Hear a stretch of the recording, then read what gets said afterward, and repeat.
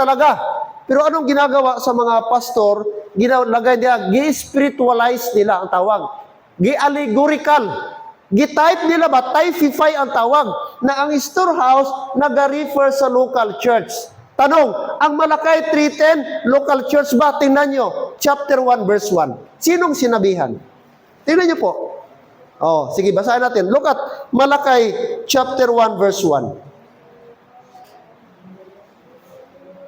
Okay. Have you seen? Look at verse 1. The burden of the word of the Lord to Israel by Malakay. So, sinong sinabihan about itong Malakay 3:10? Children of Israel. So, paano naging local church? Yun ang common, Brad? Common, tawag dito. Yung pag-interpret ba na, gi-typeify mo, gi-allegorical mo, gi-spiritualize mo. Na ito, walang kinalaman ito sa church. Kasi Israel ang sinabihan nito. Through Malakay to the children of Israel. Pero ano nang banat ng mga pastor? Local church! Meron tayong storehouse tithing. So, na-mishandle natin ang word of God. Na-misinterpret natin ang word. Ang sinabihan ni Malakay is the children of Israel. Okay? So, hindi natin, take the church, iba ang Israel, iba ang church. At sa church, listen, sa church, hindi lang sa church, isa ka church. Take note, ang church is composed of 4 churches. This ating study, di ba, Brad? Merong 4 na klaseng church. Church in the wilderness, church upon the rock, church, the body of Christ, and the church, ano ika-4? The local church. Okay. Kaya dapat ma-identify natin. Kasi pag hindi mo gi-segregate ba, hindi mo gi-divide ang Israel at church, ayun ang problema. Ang para sa Israel, ilagay mo sa church. Tapos, ang sa church, ilagay mo dito sa Israel. Kaya ang resulta, wala na. Ma-confuse. Ma-confuse. Naghalo-halo. Kaya dapat i-identify mo, pagbasa mo ng verse, sino sinabihan ito? Sino ang author dito? Naka-address ba ito sa Israel o naka-address sa body of Christ? So, madali lang talaga ma-identify.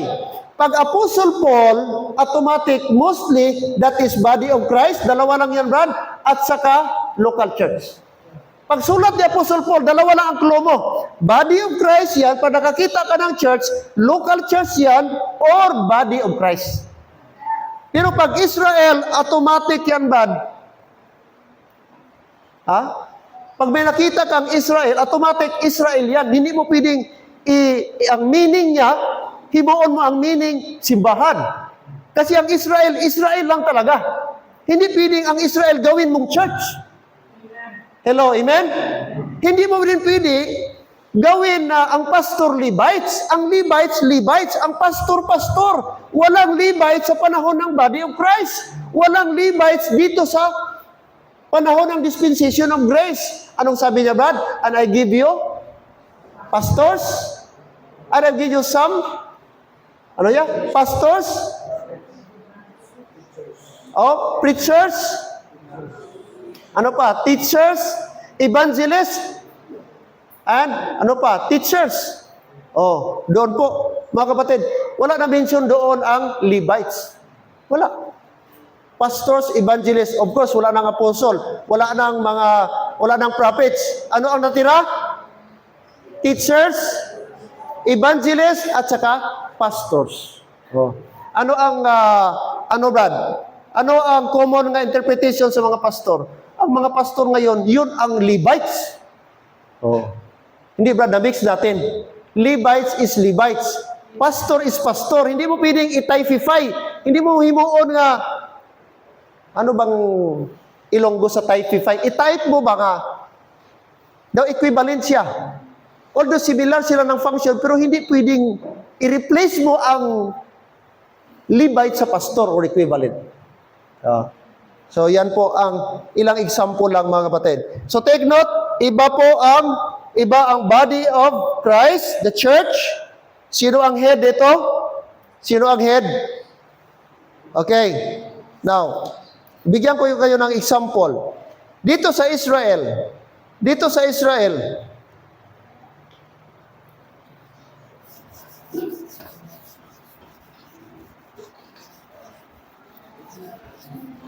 bigyan ko lang kayo ng overview.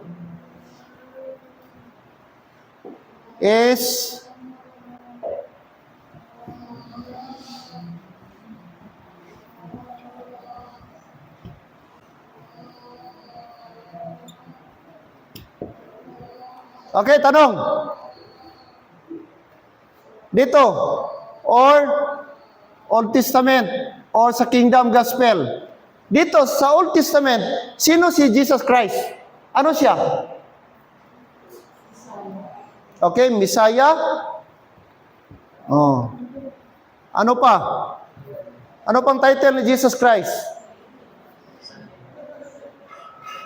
Ano siya dito? Prince of Peace, or ang pinaka-common, King. King siya. Kaya tinawag siyang King of the Jews. King of the Jews, King.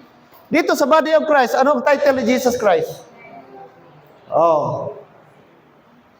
Dalawa. Head or Savior. Amen? Hindi po isa pwedeng tawagin ngayon si Jesus Christ, i-apply mo dito, King na siya. Mali yun na interpretation. Kailan siya maging King? Sa millennium pa. Kaya hindi mo pwedeng ilagay ang title sa body of Christ o sa dispensation of grace, tawagin mong Jesus Christ is King of King and Lord of Lords.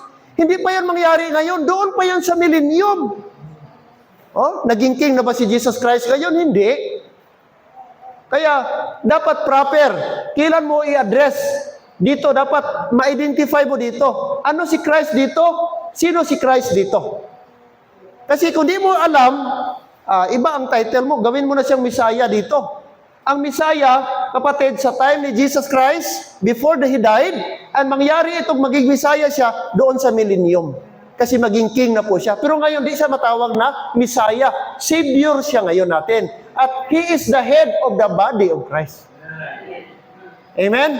So, simple illustration na dapat ma-identify natin ang dalawa. Israel and body of Christ. So, later atin pa yung i-discuss, mga kapatid. Para meron tayong idea how to interpret. Kaya, every time magbasa ta Bible, di na tayo maglibog. Uy, ano naman? Iba ginahambal lagi diri. Tapos, inigibasa ko, iba naman. Daw gasumpaki. So, makakonclude na gasumpaki ang Bible, kundi takamano, sino ang sinabihan, kanino gibigay ito na instruction. So dapat ma-identify ta, ini para sa simbahan, ini gani para sa Israel. Amen, mga kapatid? Lalo na mga men, mag-study kita, brad. Amen? Okay? At madagdagan pa ito sa conference. Kasi after sa preaching, sa hapon or maybe sa gabi, meron tayong Q&A. Pwede kayo makatanong sa mga speaker. Anything na pwede nyong itanong, pwede pa kayo magtanong.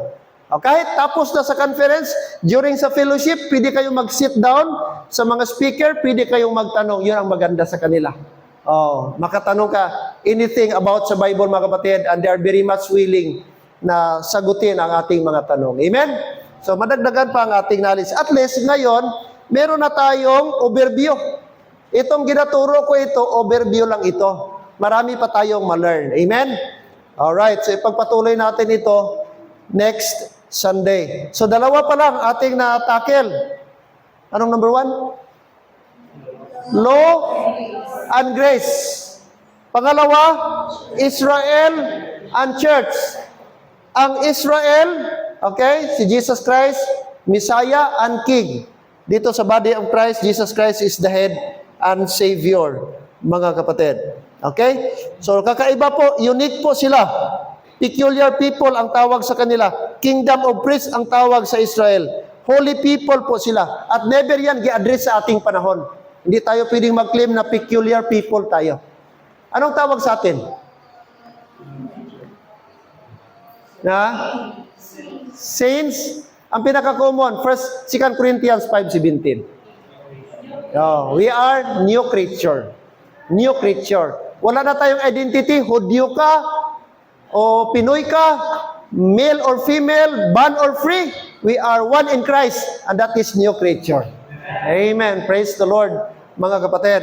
Kaya, mga kapatid, wala na tayong, isa lang ating identity. We are new in Christ, new creature. Amen. I hope meron tayong na-learn. Dalawa pa ang ating i-discuss. Basic, no? Basic, mga kapatid. Division of the Scripture. Meron pa tayong dalawa itakel, God willing, sa next Sunday po, mga kapatid. Amen? So tayo please. Let us all stand. Father God, thank you Lord this afternoon na despite maulan-ulan, salamat Lord sa lesson.